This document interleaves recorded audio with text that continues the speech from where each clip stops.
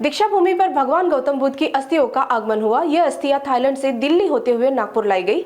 इस अवसर पर बौद्ध अनुयायियों की भारी भीड़ दीक्षा भूमि पर एकत्रित हुई। आज रमाबाई अंबेडकर की जयंती के अवसर पर भगवान बुद्ध की अस्थियों का स्वागत दीक्षा भूमि में किया गया। महाबोधि चैरिटेबल ट्रस्ट के अध्यक्ष भदंत हर्षबोधि के नेतृत्व में इन अस्थियों को विशेष रूप से दीक्षा भूमि में लाया गया। दोपहर 3 बजे से शाम तक ये अस्थियां दर्शन के लिए रखी गई थी। बुद्ध की अस्थियों का स्वागत बोधि वृक्ष के नीचे किया गया, जहां नागरिकों के लिए इनका दर्शन भी आयोजित किया गया। इन अस्थियों का देश भर में दर्शन के लिए विभिन्न स्थानों पर आयोजित किया जाएगा और फिर यह अस्थियां वापस थाईलैंड भेजी जाएगी। या नागपूरच्या पवित्र दीक्षाभूमीवर आज मी विलास गजघाटे ट्रस्टी आणि आमचे ज्येष्ठ ट्रस्टी श्री NR सुटेजी उपस्थित आहोत। थायलंडवरून भगवान गौतम बुद्धाच्या अस्थी दिल्लीला आलेल्या होत्या। त्या दिल्लीवरनं काही भंते अमरावतीला, तो उद्या एक कार्यक्रम आहे अमरावतीला, त्याकरता ते अमरावतीला घेऊन जाणार होते। पण नागपूरमधले त्यांच्या बौद्धगयाचे भंते हर्षबोधी आणि त्यांचे सहकारी यांनी काल मला संपर्क केला आणि म्हणाले भगवान गौतम बुद्धांची अस्थी नागपूरमध्ये येत आहेत आणि ते अमरावतीला जात आहेत, तर 2-3 तासाकरता तुम्ही दीक्षाभूमीवर या अस्थी आम्हाला ठेवण्याची परवानगी द्याल का?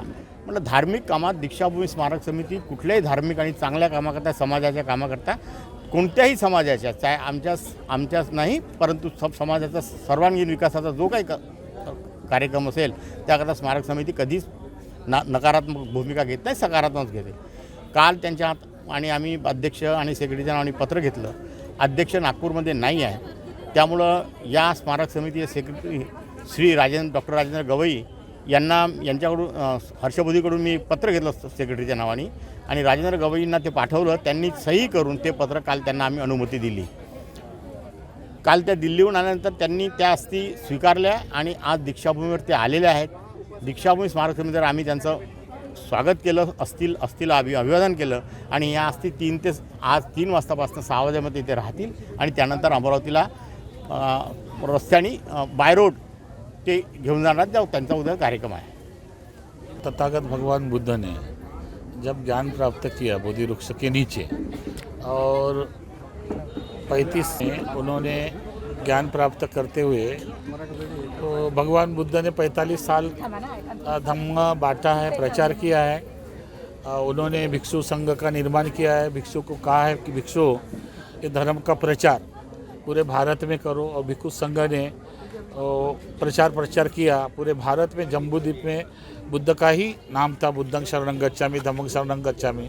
भगवान बुद्ध के 80 वर्ष के आयु में उनका परिनिर्वाण हुआ और उसके परिनिर्वाण होने के बाद ये 8 राज्यों में अस्थियां बांटी गई। भगवान बुद्ध की 8 भाग में बांटी गई और उसके बाद में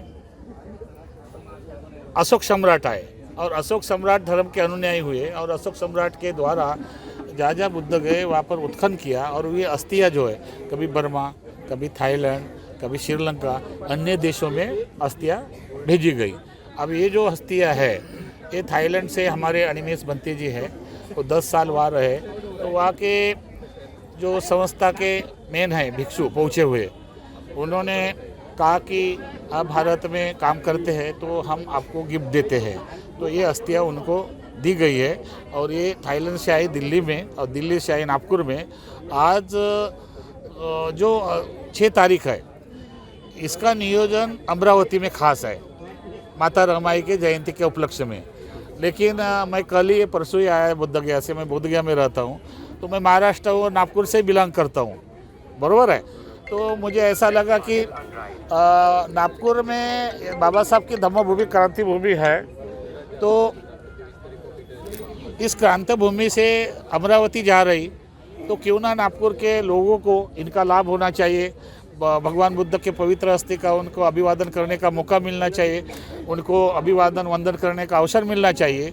इसलिए कल मैंने समिति के विश्वस्त माननीय विलास जी गजघाटे से कांटेक्ट किया, राजेंद्र गवई से भी हुआ और समिति ने हमको ये अनुमति दी। 3 बजे से 6 बजे तक यहाँ पर सभी लोगों के लिए वंदन करने के लिए अस्थियां रखी जाएगी। यहाँ से 6 बजे हम लोग प्रस्थान करेंगे। मैं सभी जनता से आपके चैनल के माध्यम से निवेदन करता हूँ कि भगवान बुद्ध का एक परिणाम है, मतलब सत्य है। भगवान बुद्ध की जहाँ भी उत्खनन हो गया, कोई अभी आप नागपुर के जगह देखे पवनी में उत्खनन हो गया, वही अस्थियाँ म्यूजियम में रखी गई है। तो ये भगवान बुद्ध की पवित्र अस्थियाँ है, उसका लाभ लोगों को होना चाहिए। भगवान बुद्ध की अस्थियों का अभिवादन करते अपने आप में जागरूक होना चाहिए और जागरूक करने का एक माध्यम मिलना चाहिए, अपने आप में एक बदलाव होना चाहिए, इसलिए ये अस्थिया का आयोजन किया गया है। मैं Bhadant Harshabuddhi, Mahabodhi charitable trust from Bodh Gaya का मैं प्रेसिडेंट हूँ। ये अमरावती कितने दिन? अमरावती में कल 7 तारीख है, तो अमरावती में एक दिन के लिए रहेगी। हो सकता है हम लोग वहाँ पर जाकर डिसाइड करेंगे।